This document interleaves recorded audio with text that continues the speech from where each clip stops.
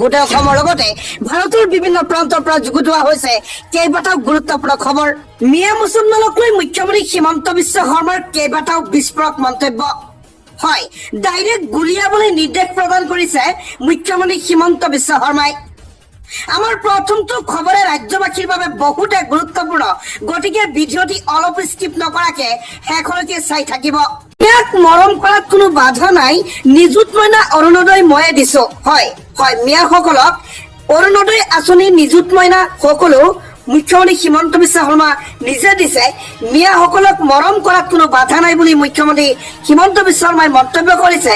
ইয়াৰ লগতে আৰু কেইবাটাও বিস্ফোৰক মন্তব্য কৰা দেখা যায়। গুলিয়াবলৈ নিৰ্দেশ প্ৰদানটো দিছে। ভিডিঅ'টি শেষলৈকে চাই থাকিব। মিয়াক মৰম কৰাত কোনো বাধা নাই, নিযুত মইনা অৰুণোদয় ময়ে দিছো। সকলোকে ভাল ৰাস্তা দেখুৱাটো মোৰ একমাত্ৰ দায়িত্ব। শিলচৰৰ পৰা লখিমপুৰলৈ যোৱাৰ কোনো দৰকাৰ নাই নহয়। অসমীয়া মানুহটো কেতিয়াও তাতে নাযায়। বনাঞ্চলতে উচ্ছেদ হৈছে, চহৰত কিন্তু হোৱা নাই। বনত সোমাব নালাগে, সকলোৱে শিকিব লাগে। বন কটাৰ কাৰণেই এতিয়া আমি ঘামি আছো। শিলচৰৰ পৰা লখিমপুৰলৈ যোৱাৰ কোনো দৰকাৰ নাই। ময়ে অকল ঘামি থকা নাই, মিয়াও কিন্তু ঘামি আছে এই প্ৰচণ্ড গৰমত। বনাঞ্চলতে উচ্ছেদ হৈছে, চহৰত কিন্তু কোনো উচ্ছেদ হোৱা নাই বুলি মন্তব্য মুখ্যমন্ত্ৰী হিমন্ত বিশ্ব শৰ্মাৰ এনে বিস্ফোৰণ। মিয়াক মৰম কৰাত কোনো বাধা নাই, কিন্তু বনাঞ্চলৰ ভূমিত সিহঁতে ঘৰ দুৱাৰ সাজিব নালাগে। চহৰত কোনো ধৰণৰ উচ্ছেদ হোৱা নাই, চহৰত গুচি যাক। ইয়াৰ লগতে আছে আৰু কেইবাটাও গুৰুত্বপূৰ্ণ খবৰ। দুৰ্গা পূজা আৰম্ভ হোৱাৰ আগতেই মুখ্যমন্ত্ৰী হিমন্ত বিশ্ব শৰ্মাৰ সকিয়নি। হয়, দুৰ্গা পূজাত গণ্ডগোল কৰিলে কথা কিন্তু বহুত ভয়ংকৰ হব। অপৰাধী দেখা মাত্ৰকেই গুলিয়াব আৰক্ষীয়ে।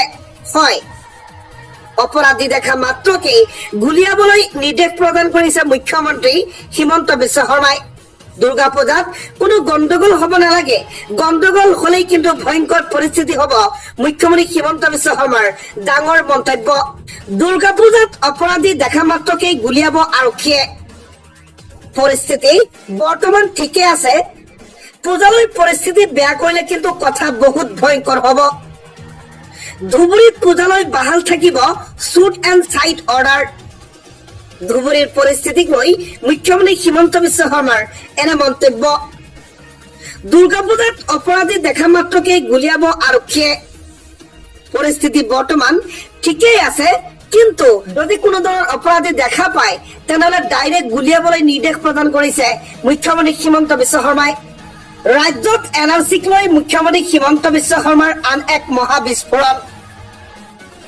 নতুনকৈ NRC শুদ্ধ মই কৰিমেই, প্ৰতিকা জিলাই ৰাজ্যক টুপি দিলে বুলি মন্তব্য মুখ্যমন্ত্ৰী হিমন্ত বিশ্ব শৰ্মাৰ। এটা অতিকৈ জৰুৰী খবৰ। চৰকাৰী হাস্পাতালত স্বাস্থ্য কেন্দ্ৰত ঔষধ নাপালে দিব পাৰিব অভিযোগ। মুকলি কৰা হৈছে হোৱাটছএপ নাম্বাৰ। নাকি লাগিল চৰকাৰী চিকিৎসালয়ত ঔষধ নাই বুলি দিব নোৱাৰিব ফাঁকি। কঠোৰ হৈ পৰিছে ৰাজ্য চৰকাৰ। চিকিৎসকেও লিখিব নোৱাৰিব নথকা ঔষধ। ৰোগীয়ে নিজে চাব পাৰিব উপলব্ধ দৰৱ, আৰু চিকিৎসকে কোনো ধৰণৰ ফাঁকি দিব নোৱাৰিব। ঔষধ নাপালে দিব পাৰিব আপুনি পোনপটীয়াকৈ অভিযোগ। কঠোৰ হৈ পৰিছে স্বাস্থ্যমন্ত্ৰী। মুকলি কৰা হৈছে হোৱাটছএপ নাম্বাৰ 9864541430 নম্বৰত দিব পাৰিব অভিযোগ। প্ৰেছক্ৰিপশ্যন সহ পঠোৱাব পাৰিব নম্বৰলৈ। অভিযোগ ভিত্তিত বিকাশ হ'ব কঠোৰ শাস্তি। নাকি লাগিল চৰকাৰী চিকিৎসালয়ত, কঠোৰ হৈ পৰিছে ৰাজ্য চৰকাৰ। আন এটা ব্ৰেকিং নিউজ। দিল্লীত অসম বিৰোধী চক্ৰৰ ভয়ংকৰ প্লান। বাংলাদেশীক ৰক্ষণাবেক্ষণ দিবলৈ ছয়দা হামিদৰ সভা। কনষ্টিটিউশ্যন ক্লাবত সভাত উত্তপ্ত পৰিস্থিতিৰ সৃষ্টি হৈছে। দিল্লীত দেখিবলৈ পোৱা গৈছে অসম বিৰোধী চক্ৰৰ ভয়ংকৰ ষড়যন্ত্ৰ। বাংলাদেশীক ৰক্ষণাবেক্ষণ দিবলৈ ছয়দা হামিদৰ এই সভা অনুষ্ঠিত হৈছিল যোৱাকালি। কনষ্টিটিউশ্যন ক্লাবত অনুষ্ঠিত সভাত উত্তপ্ত পৰিস্থিতিৰ সৃষ্টি হয়। আমছু এবিএমছুৰ উপস্থিতিতেই উত্তপ্ত পৰিস্থিতিৰ সৃষ্টি হৈছে। উচ্ছেদৰ বিৰোধিতাৰে দিল্লীৰ কনষ্টিটিউশ্যন ক্লাবত সভাত উপস্থিত থকাৰ পিছতে উত্তপ্ত পৰিস্থিতি। উচ্ছেদক সমৰ্থন কৰি বহু মুছলমানৰ প্ৰতিবাদ।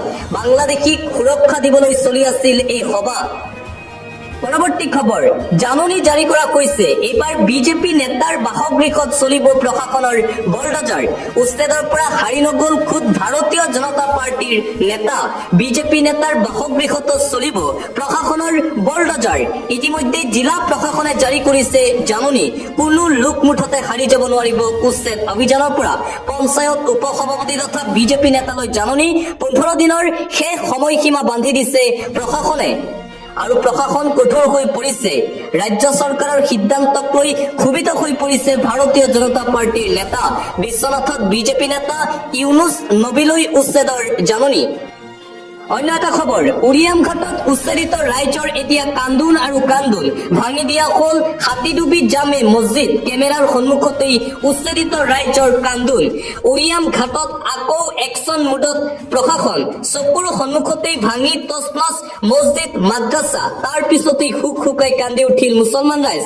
মুহূৰ্ততে ভাঙি তছনছ হাতীডুবি মছজিদত বলডজাৰ একশ্যনৰ পিছতেই উচুপিল উচ্ছেদিত কান্দি কান্দি চৰকাৰৰ বিৰুদ্ধে খুব উচ্ছেদিত ৰাইজসকলৰ পৰৱৰ্তী খবৰ লখিমপুৰত বিজেপিৰ নেতা কৰ্মীৰ মাজত মাৰপিট জিলা পৰিষদৰ সদস্যৰ আক্ৰমণত আহত ৱাৰ্ড সদস্য বুথ সমিতি লখিমপুৰত ভাৰতীয় জনতা পাৰ্টিৰ মাজত প্ৰচণ্ড সংঘাতৰ ঘটনা পোহৰলৈ আহে বিজেপিৰ নেতা কৰ্মীৰ মাজতেই প্ৰচণ্ড মাৰপিটৰ ঘটনা সংঘটিত হৈছে জিলা পৰিষদ সদস্যৰ আক্ৰমণত আহত ৱাৰ্ড সদস্য আৰু বুথ সভাপতি ৰঙানদী জিলা পৰিষদ সদস্য ৰাজু মাহাতুৰ বিৰুদ্ধে উত্থাপন হৈছে এই অভিযোগ ৰঙানদী মণ্ডলৰ 2 নং ৱাৰ্ডৰ সভাপতি বিকাশ মানসিক প্ৰসাৰ কৰাৰ অভিযোগ ফোন ৰিচিভ নকৰাক কেন্দ্ৰ কৰি সৃষ্টি হৈছিল এই সংঘাতৰ আৰু পুনৰবাৰ ভাৰতীয় জনতা পাৰ্টিৰ ভিতৰ চৰাত মাৰপিটৰ ঘটনা দেখিবলৈ পোৱা গৈছে